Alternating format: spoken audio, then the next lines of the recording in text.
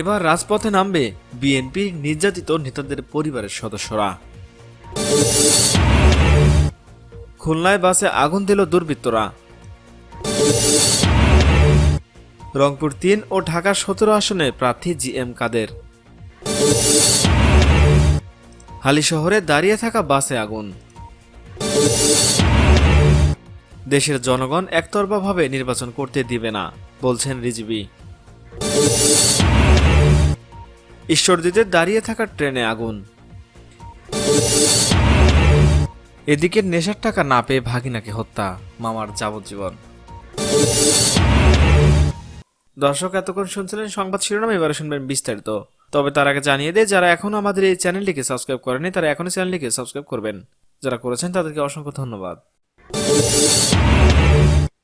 এবার রাজপথে নামবে বিএনপির নির্যাতিত নেতাদের পরিবারের সদস্যরা।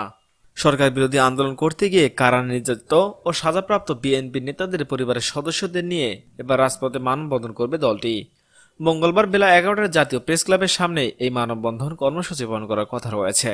বিএনপির মহাসচিব মির্জা ফখরুল ইসলাম আলমগীর, স্থায়ী কমিটির সদস্য মির্জা আব্বাস, আমির খসরু মাহমুদ চৌধুরী সহ কেন্দ্রীয় কমিটির ১৫০ জনেরও বেশি নেতা কারাগারে আছেন।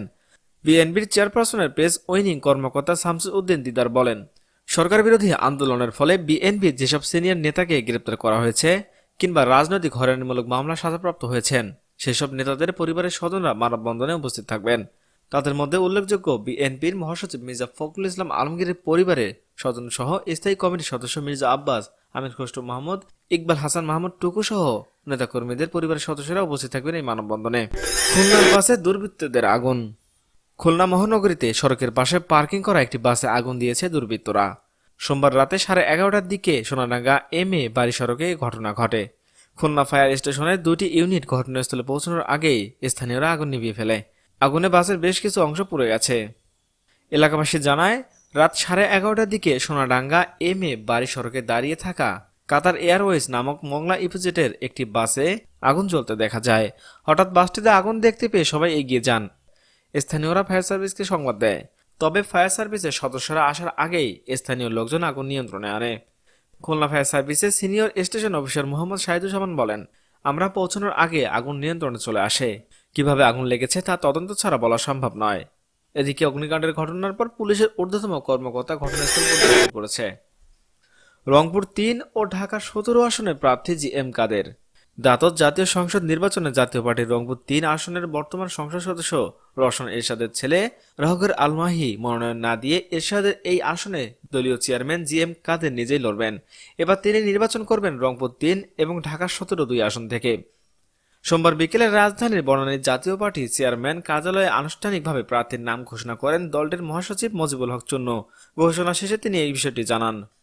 এদিকে রংপুর ৩ আসনটির জাতীয় পার্টির প্রয়াত চেয়ারম্যান এইচ.এম. এরশাদের, তিনি মারা যাওয়ার পর তার ও রওশন এরশাদের ছেলে রওহর আলী মাহি এরশাদ রংপুর ৩ আসন থেকে উপনির্বাচনের সংসদ সদস্য নির্বাচিত হন। এবার দ্বাদশ জাতীয় নির্বাচনে দলের চেয়ারম্যান হিসেবে জিএম কাদের নিজ ভাইয়ের আসনে লড়বেন। তাই এই আসনটি নিজ ভাতিজার জন্য ছাড়তে নারাজ, যে কারণে সোমবার থেকে জাতীয় পার্টির মনোনয়ন ফরম বিতরণ শুরু। প্রথম দিন ভাতিজা এরশাদের আসন থেকে দলের চেয়ারম্যান হিসেবে তিনি মনোনয়ন সংগ্রহ করেছেন। মনোনয়ন বিক্রির প্রথম দিন দলের মহাসচিব মজিবুল হক চুন্নু গণমাধ্যমকে বলেছিলেন, দলের চেয়ারম্যান হিসেবে জিএম কাদের চাইলে বাংলাদেশের যে কোনো আসন থেকে নির্বাচন করতে পারেন, এতে কারো কোনো আপত্তি থাকার কথা নয়। প্রয়োজনে সাদ এরশাদকে অন্য যে কোনো জায়গা থেকে মনোনয়ন দেওয়া হবে। আর সাদ এরশাদ তো দলের কোনো কার্যক্রমেই অংশ নেন না, তাকে নিয়ে চিন্তা করার কোনো অবকাশ নেই। হালিশহরে দাঁড়িয়ে থাকা বাসে আগুন। চট্টগ্রাম নগরের হালিশহরের শান্তিবাগ এলাকায় ৭ নম্বর লোকাল বাসে আগুন দিয়েছে দুর্বৃত্তরা। সোমবার রাত 10টার দিকে এ ঘটনা ঘটে। কে বা কারা এ ঘটনায় জড়িত তা জানা যায়নি। এ সময় কাউকে আটক করতে পারেনি পুলিশ। খবর পেয়ে ঘটনাস্থলে ছুটে যান চট্টগ্রাম মেট্রোপলিটন পুলিশের উপকমিশনার নিহাদ আদনান তাইয়ান।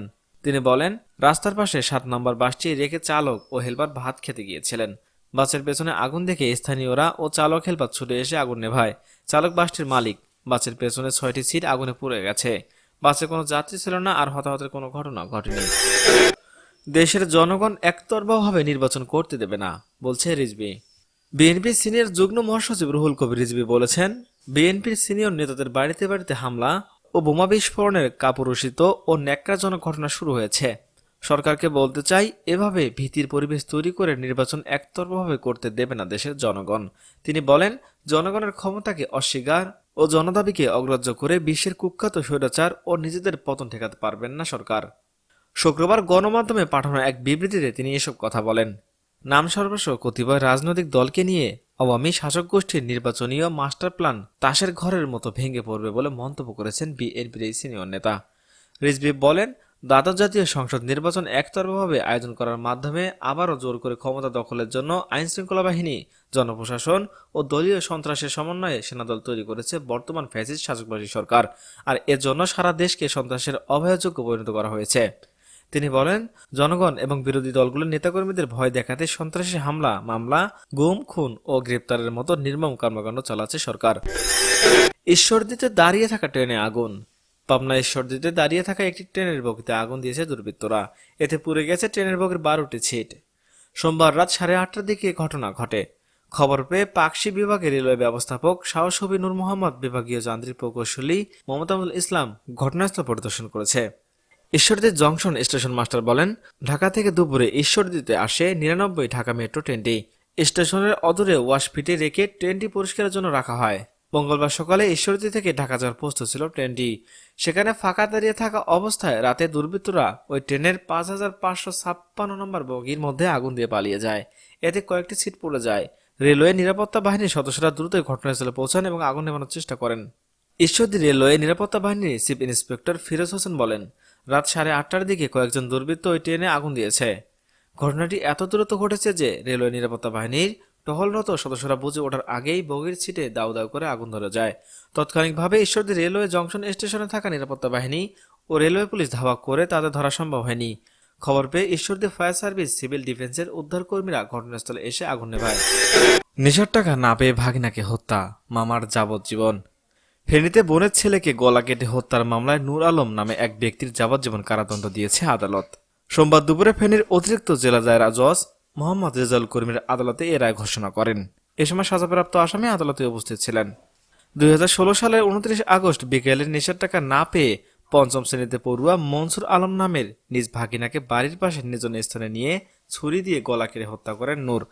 পরদিন স্থানীয় বয়েল্লা খাল পাড়ের মর্তুজার জমি থেকে শিশু মনসুরের মরদেহ উদ্ধার করা হয়। এ ঘটনায় ওই দিনে স্থানীয় নূর আলমকে আটক করে পুলিশ। এক পর্যায়ে নূর আলম নিজ হাতে ভাগিনাকে খুন করার বিষয়টি স্বীকার করে আদালতে 164 ধারা জবানবন্দি দেন।